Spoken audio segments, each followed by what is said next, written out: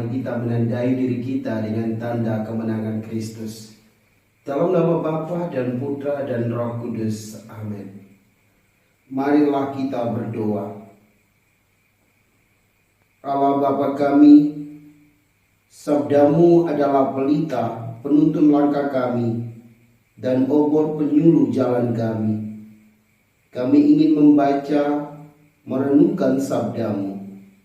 Bersabdalah ya Tuhan, hamba-hambamu mendengarkan. Penuhilah hati kami dengan sabdamu. Sabdamu adalah kebenaran.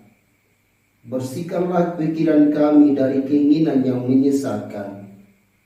Bukalah seluruh diri kami agar dapat mendengarkan dan meresapi sabdamu. Doa ini kami sampaikan kepadamu dengan perantaraan Kristus Tuhan kami. Amin. Firman Tuhan diambil dari Injil suci Matius bab 19 ayat 13 sampai 15. Sekali peristiwa, orang membawa anak-anak kecil kepada Yesus supaya ia meletakkan tangannya atas mereka dan mendoakan mereka.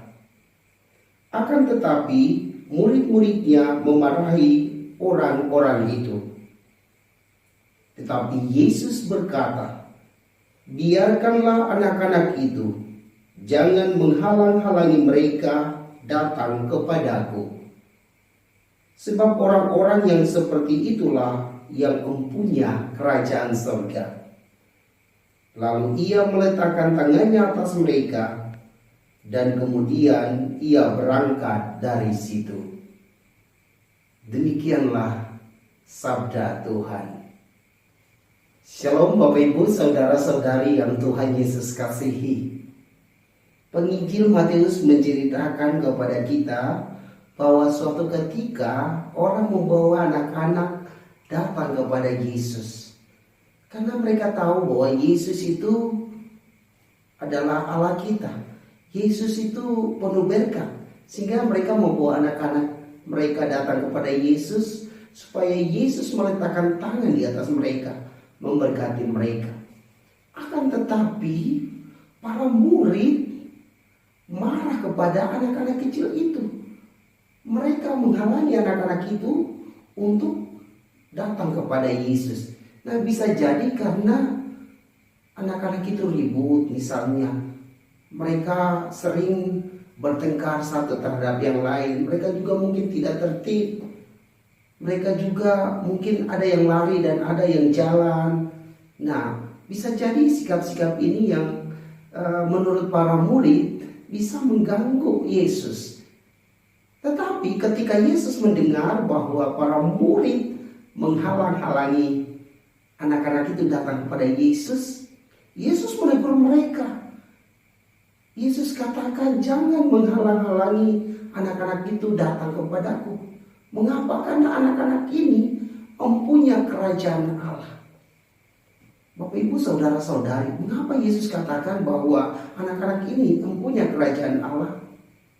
Anak-anak kecil mempunyai kerajaan surga karena mereka itu hidupnya polos. Mereka akan mengatakan kebenaran, tidak berbohong. Mereka itu jujur. Mereka itu rendah hati. Mereka itu penurut. Dan kita tahu bahwa kalau orang penurut, rendah hati, jujur, mengatakan kebenaran, itulah yang Allah kehendaki kita lakukan di dalam hidup ini. Maka sesungguhnya Yesus katakan anak-anak ini mempunyai kerajaan surga. Maka sebagai pengikut-pengikut Yesus, mari kita mencontohi teladan sikap anak-anak kecil supaya kita juga masuk ke dalam kerajaan surga. Ini tidak berarti kita harus berlaku seperti anak kecil, tetapi kita mencontohi teladan hidup mereka. Misalnya berani mengatakan yang sebenarnya, berpasrah kepada orang tua, berarti kita berpasrah kepada Tuhan. Kemudian rendah hati, dan penurut.